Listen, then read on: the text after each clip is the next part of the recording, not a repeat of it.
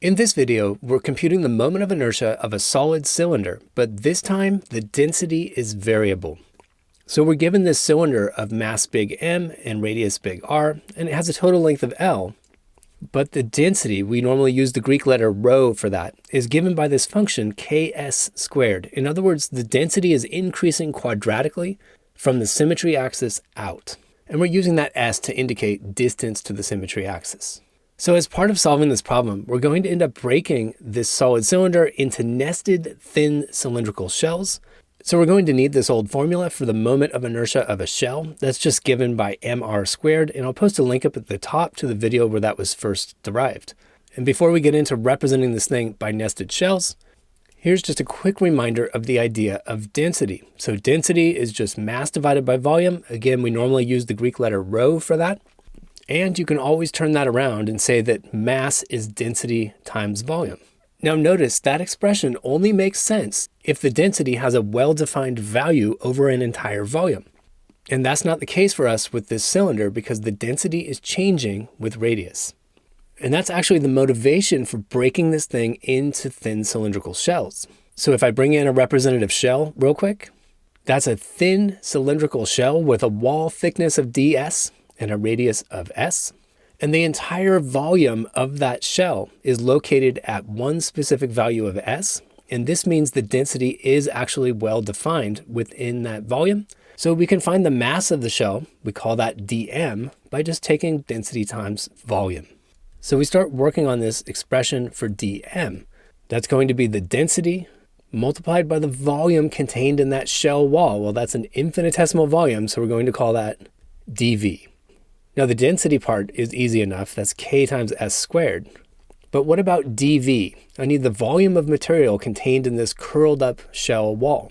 So the strategy here is that we're going to cut that vertically and unroll the shell into a rectangular slab. So when we do that, the height of this slab is L. It's just the same as the height of the original cylinder. And the thickness is just ds.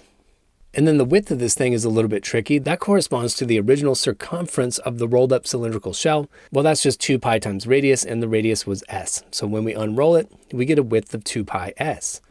Multiplying these three dimensions, we arrive at an expression for the volume dv, and that's just 2 pi s times L ds. So now we can go back and complete our expression for dm. So dv was 2 pi s L ds. And we can clean up this expression for dm a little bit, just moving all the constants out in front. So I'm going to write that as 2 pi kl times s cubed ds. Okay, now that we have an expression for the mass of that single thin shell, we can get to work expressing the moment of inertia contribution of that thin shell.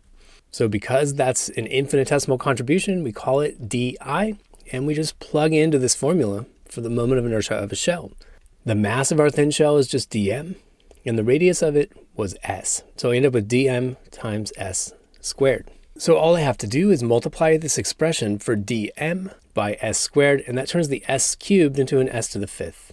So there's our expression for the moment of inertia contribution, 2 pi kl s to the fifth ds. And we're ready to go ahead and add up all these moment of inertia contributions by using integration. So I can say the total moment of inertia is the sum of all the di's.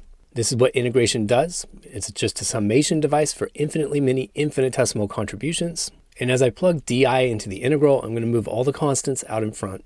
So we end up with 2 pi kl times the integral of s to the fifth ds. And I want to add these up all the way from the skinniest shells to the biggest ones out at the edge. So I'm going all the way from s equals 0 to s equals big R. Now this is a simple power rule kind of integral. The integral of s to the fifth is just 1/6 s to the sixth. And then I evaluate that from 0 to r, giving me 1/6 r to the sixth. So now we can cancel a factor of 2. And I end up with this expression for the total moment of inertia of the cylinder. It turns out to be 1/3 pi kl r to the sixth. And in a sense, that's the answer to the question. That's the total moment of inertia of this thing. But we're not quite done yet. So as we indicated up here in the statement of the question, we want to express our answer completely in terms of big M and big R. In other words, the key point here is that we're trying to get rid of that constant K and boil this formula down to the classic form where it has just a constant times big M R squared. And the way to get a handle on this is to do a mass integral now. So I'm going to say the total mass of this cylinder is the integral, again, that just means the sum of all the dm's. So on the left-hand side there, I just have the total mass. And then on the right side, we're going to get an expression in terms of k, and we'll be able to solve that for k, and then sub back into our formula for the moment of inertia. So we simply take our expression for dm and put it into this integral, and I'm going to factor the constants out again, and I get 2 pi kl out in front of the integral. And remember, dm was 2 pi kl s cubed ds, so I have the integral of s cubed ds. So this is very similar to the first one, it's just a lower power of s. That integrates to 1/4 s to the 4th, and we're evaluating from 0 to r, so I get 1/4 big R to the 4th. Now a factor of 2 is going to cancel out, leaving me with a 1/2 out in front, so I get 1/2 pi kl r to the 4th. And remember, this is an expression for the total mass of this cylinder. So now I'm going to solve that for k. So I multiply by 2 and I get a 2m, and then we have to divide by pi lr to the 4th. Finally, we take that k and we sub it back in to our expression for the moment of inertia. So we get 1/3 pi times k, which is 2m over pi lr to the 4th times lr to the 6th. And the pi's are going to cancel out of this. The l's cancel out of it. 4 factors of r cancel out of it, leaving us with an r squared. And all I'm left with here is a 2/3 mr squared. So interestingly enough, if we allow the density of a solid cylinder to increase quadratically, the moment of inertia comes out the same as a thin spherical shell. If you enjoyed this video, or at least found it useful, check out another one by clicking one of the links on the left, or click the Zach's Lab logo on the right to explore dozens of physics and math playlists. As always, you can leave your questions, comments, and requests in the comments section below, and I'll get back to you within 24 hours. Thanks for watching Zach's Lab, and best of luck on your math and physics journey.